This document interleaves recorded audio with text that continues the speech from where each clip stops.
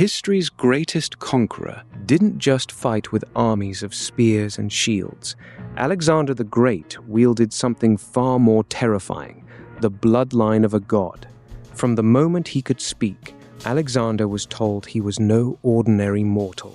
His father's family claimed direct descent from Hercules, the ultimate mythological brute.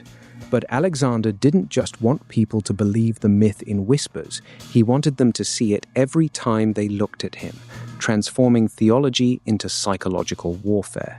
When Alexander rode into battle, he didn't wear standard Macedonian armor. He charged at the front wearing a helmet crafted from a lion's head, mirroring Hercules' famous Nemean trophy. Imagine defending your city and seeing a man wearing a predator's jaws, claiming to be the son of Zeus, charging at you with unstoppable fury. The psychological battle was won before it began.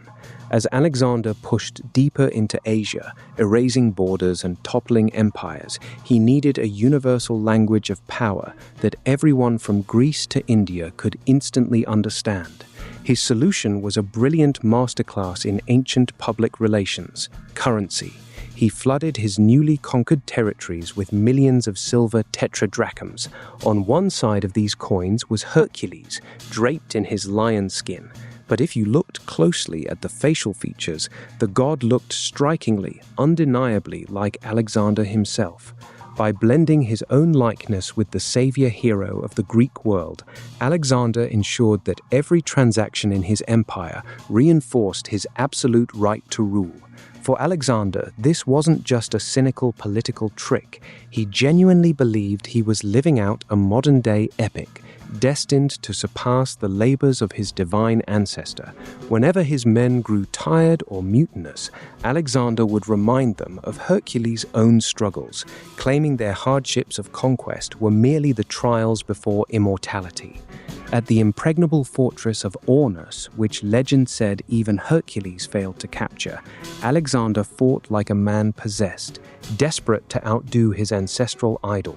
When the mountain fortress fell to his tactics, Alexander proved to the world and to himself that he had not just matched Hercules, he had officially eclipsed him.